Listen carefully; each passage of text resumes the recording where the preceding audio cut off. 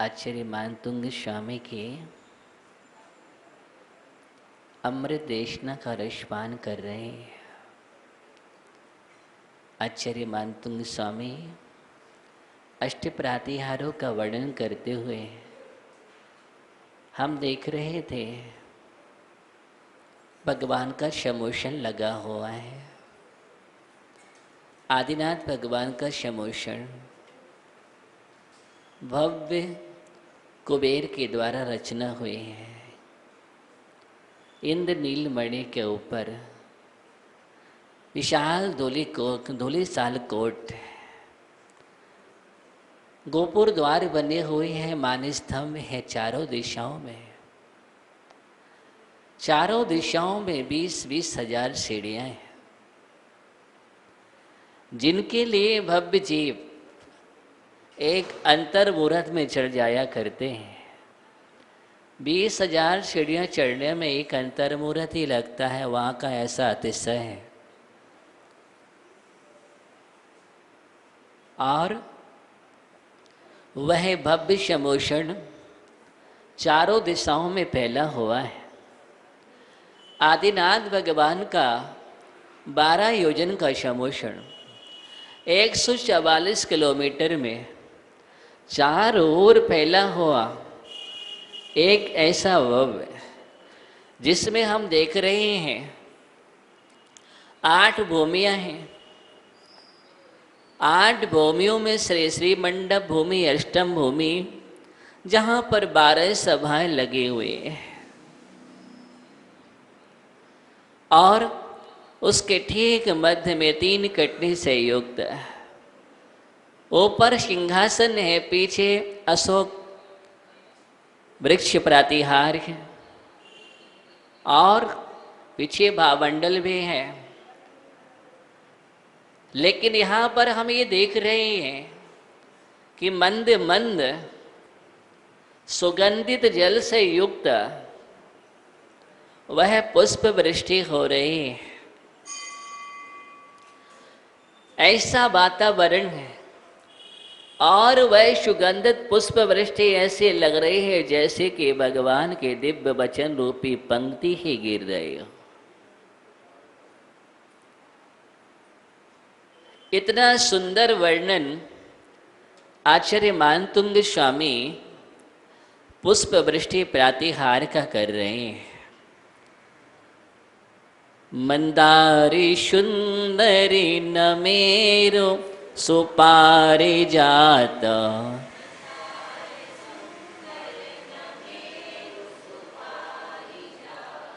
संतानिकादि कुसुमोत्करे वृष्टिरुद्धा,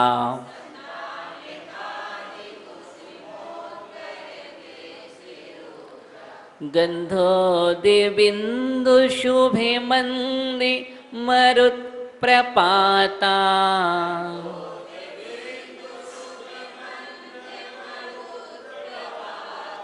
दिव्यादि महापतति ते मयि शाम ततिर्वा,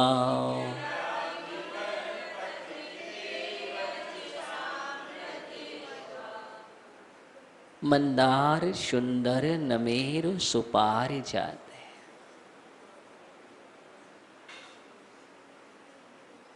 समोसरण में पुष्प वृष्टि हो रही है और वो कल्पवृक्षों के ऐसे ऐसे दिव्य पुष्प हैं। वह पुष्प गंधोद बिंदु सुगंधित जल बिंदुओं से युक्त है। कैसे हैं? गंधोद बिंदु, गंध उद बिंदु। गंध माने सुगंधित है, उद माने जल, बिंदु माने बूंद। सुगंधित जल बिंदु से युक्त मिश्र सो मंद मंद मंद मरुत प्रपाता, वायु के साथ गिरती हुई। वायु चल रही है और उससे उद्धा श्रेष्ठ ऊर्ध्वमुखी। कैसे? ऊर्ध्वमुखी दिव्या, दिव्य मंदार जाति के, सुंदर सुंदर जाति के न मेरो जाति के सुपार जाते पारिजात जाति के संतानकादि जाति के कुसुमोत्कर वृष्टि कल वृक्षों के पुष्प के समूह की वर्षा, वृष्टि माने वर्षा, ते आपके वैशाम वचनों की पंक्ति के समान अथवा वैशाम पक्षियों की पंक्ति की कतार के समान, ततिर्बास पंक्ति के समान, दिबहा माने आकाश से, पतति माने पड़ती है, गिरती है। धन्य है आपके चरणों में वो पुष्प वृष्टि अहोभाव को प्राप्त हो रहे हैं, अहोभाग को प्राप्त हो रहे हैं, क्योंकि आपके चरणों में जो आ गया उतर गया। अभी तक आपके चरणों का आश्रय नहीं लिया, जिनने भी आपके चरणों का आश्रय पा लिया वो पावन हो गए।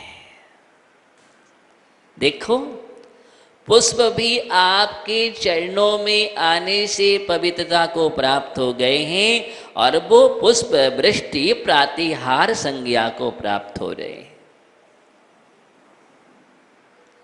आपकी आभा का इतना प्रभाव है कि आपकी आभा में जो बैठ जाता है वह प्राणी पवित्र हो जाता है और उसका कल्याण सुनिश्चित है। एक अचेतन भी आपको संदेश दे रहा है कि देखो, सुनो, भगवान की देशना को सुनो। कौन कह रहा है? दुंदुभीनाथ। क्या बात है! एक दुंदुभी भगवान की यश को जयगान कर रही है और हम लोग चेतन हैं। क्या है आप? हम चेतन हैं और चेतन आत्मा होकर के भी गुणगान ना कर पाए तो कभी कभी लगता है कि भाग्यशाली कौन है? कौन है भाग्यशाली? पुष्प भगवान के चरणों में गिर रहे हैं, दिव्य पुष्प हैं, कल्प वृक्ष के सुगंधी फैल रही चारों ओर। और सबसे बड़ी विशेषता थी कि वो भगवान के चरणों में गिर रहे हैं लेकिन ऊर्ध्वमुखी है। दुनिया में पुष्प गिरते हैं, ऊर्ध्वमुखी नहीं होते। ये विशेषता को पकड़े। पुष्पों की वर्षा होती है, पुष्प वृष्टि खूब करो, लेकिन डंठल उसका ऊपर होता है और मुख नीचे हो जाता है। लेकिन यहाँ पर कोई अतिशय अलग है। यहाँ पर मुख ऊपर है, डंठल नीचे है, जबकि वो गिर कहाँ से रहे हैं? आकाश से। क्या अद्भुत आश्चर्य है! कितना बड़ा संदेश दे रहे हैं आचार्य मानतुंग स्वामी इस प्रातिहार के माध्यम से। जो भगवान के चरणों में गिरता है वो गिर करके भी ऊपर उठ जाया करता है, ऊर्ध्वमुखी होता है। भगवान के चरणों में जो आ गया वो ऊर्ध्वमुखी हो गया, क्योंकि वो भी भगवान के मुख को निहारता है। जब मुख सामने होगा तभी तो निहारेगा, अगर ऐसा होगा तो कैसे निहारेगा? ये प्रातिहार प्रभाव है कि भगवान के चरणों में जाने वाला कभी भी ऐसा नहीं होता है, ऐसा होता है, कभी भी ऐसा नहीं होता है, ऐसा होता है, ऊपर ही उठता चला जाता है। ऊर्ध्वमुखी का संकेत यही है। गिर रहा है लेकिन गिर करके भी नहीं गिर रहा है। दुनिया में लोग गिरते हैं लेकिन यहां पर गिरना नहीं है, यहां तो गिर करके उठना है और उठने के लिए गिरना हो रहा है, गिरने के लिए गिरना नहीं है। हम गुरुओं के चरणों में गिरते हैं, प्रभु के चरणों में गिरते हैं, नमस्कार करते हैं, साष्टांग नमस्कार करते हैं, पंचांग नमस्कार करते हैं, झुकते हैं, तो किसके लिए गिरते हैं आप? गिरने के लिए कि उठने के लिए? उठने के लिए। गुरु के चरणों में, प्रभु के चरणों में भक्त अगर गिरता है तो उसका नाम गिरना नहीं है, क्योंकि वो पतन का कारण नहीं है, वो उत्थान का कारण है। और उत्थान होता है, नियम से उत्थान होता है। जो प्रभु के चरणों में, गुरु के चरणों में नहीं गिरता, वो संसार के गर्त में गिर जाता है। उसको कौन संभालेगा? कौन संभालेगा? तुम अभी तक भोगों के चरणों में गिरते रहे हो। गिरे भी तो कहाँ? भोगों में। और भोगों में गिरने वाला जीव नरकगामी हो जाता है। और योग साधना में गिरने वाला जीव, योग साधना में, योग साधना से नहीं बोल रहा हूं मैं, ध्यान रखना। अगर मैं योग साधना से गिरना कह दूंगा तो गलत हो जाएगा। योग साधना में गिरने वाला। किसमें? योग साधना में गिरने वाला अधिकरण कर दिया। क्या हो गया? अधिकरण हो गया। इसका मतलब योग साधना आधार है, और से माने गिर जाना है, और में लगाना अधिकरण क्रिया है। और अधिकरण का मतलब आधार बना हुआ है, योग साधना का आधार लेकर के। यहाँ पर भक्ति का आधार लेकर के मानतुंग स्वामी प्रभु के चरणों में नतमस्तक हैं, लीन हैं। और जितना जितना व्यक्ति झुकता है, नतमस्तक हो जाता है, उनके चरणों में पहुंच जाता है, वही वही आगे जाकर के एक दिन सिद्धालय में विराजमान हो जाता है। प्रभु के चरणों में पहुंचने वाला चरणों में नहीं रहता। जैन दर्शन की विशेषता देखिए आप कि प्रभु के चरणों में रहने वाला चरणों में नहीं रहता है। ओहो, ऐसे प्रभु हैं, ऐसे प्रभु हैं कि नहीं, चरणों में तुम्हें रखना नहीं चाहते। दुनिया के लोग कहते तुम मेरे आओ चरणों में रहो, मेरे चरणों की सेवा करते रहो, मेरे चरण के दास बने रहो। लेकिन जैन दर्शन एक ऐसा, वीतरागी दर्शन ऐसा है, वीतरागी परमात्मा ऐसे हैं कि नहीं नहीं, वो भी तुम्हारे लिए वहाँ से उठा करके अपने समान बराबर करके समान श्रेणी में बिठा लेते हैं। कहाँ बिठा लेते हैं?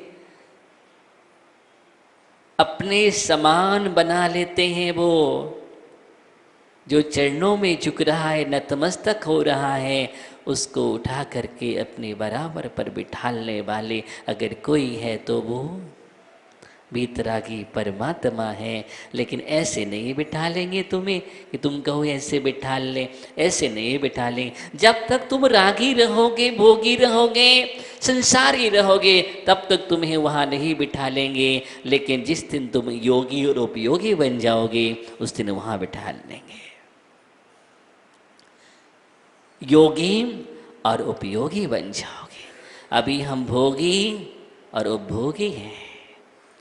भोगी और उपभोगी का मार्ग नहीं है मोक्ष मार्ग, योगी और उपयोगियों का मोक्ष मार्ग है। ये उपयोगी बनने के लिए योगी बनना पड़ता है। और योगी का मतलब योग है, और योग का मतलब साधना है, और साधना का मतलब अपने आप को साधना है, और साधना का मतलब एकाग्रता है, और एकाग्रता मतलब लीनता है। लीनता तल्लीनता हो जाती है जब भक्त भगवान के चरणों में नतमस्तक होकर के जब लीन हो जाता है, सल्लीन हो जाता है, तो उसके जीवन में जो महान उपलब्धियां होती हैं, महान लाभ होते हैं, ध्यान रखना वो लाभ दुनिया में कहीं भी नहीं हो सकता, अन्यत्र है ही नहीं। सुमन गिर रहे हैं। क्या गिर रहे हैं? सुमन गिर रहे हैं। और सुमन का मतलब सुमन गिर रहे हैं, पुष्प गिर रहे हैं। कहाँ गिर रहे हैं? भगवान के चरणों में। गिर कर के भी ऊर्ध्वमुखी है, और ऊर्ध्वमुखी होकर के भगवान को निहार रही है। क्यों? क्योंकि वो सुमन है। वो सुमन है, सुमन है। जो सुमन हो गया वो भगवान के चरणों में पहुंच करके ऊर्ध्वमुखी हो गया। सुमन होने पर ही सुमन वृष्टि होती है। सुमन होने पर ही सुमन वृष्टि होती है। मन को सु बनाओ। सु माने सुंदर मन। कौन सा मन? सुंदर मन। जिसका मन सुंदर हो गया वही सुमन। मन ही सुंदर नहीं हुआ, उसके जीवन में सुमन नहीं। सुमन महकता है। शशांक, सुमन महकता है और सुमन भी महकता है। देखो ना, सुमन है ना तो चारों ओर आभा विकीर्ण होती है। सभी लोग उस आभा मंडल में बैठते हैं क्योंकि उनके लिए एक अलग प्रकार की सुगंध आती है, जो सुगंध कहीं नहीं आती है। सुमन इसलिए आवश्यक है। मानतुंग स्वामी सुमन, मानतुंग स्वामी सुमन। उनका मन सुंदर था, और मन सुंदर था इसीलिए स्तोत्र की रचना हो गई। मन सुंदर था, बेड़ियां टूट गए। मन सुंदर था, वितराग आदिनाथ भगवान के गुणगान में डूबे। सुमन ही सुंदर भक्ति कर सकता है। जब तक सुमन नहीं है तब तक तुम सुंदर भक्ति नहीं कर सकते हो। सुमन नहीं है, सुंदर भक्ति नहीं होगी। सुमन नहीं है, सम्यक दर्शन नहीं होगा। सुमन नहीं है, समीचीन ज्ञान नहीं होगा। सुमन नहीं है, सम्यक चारित्र नहीं होगा। सुमन नहीं है, सम्यक तप नहीं होगा। सुमन नहीं है, सम्यक आचरण नहीं, सम्यक क्रिया नहीं। सुमन नहीं है, तुम्हारे जीवन में कोई भी काम सुंदर नहीं हो सकता।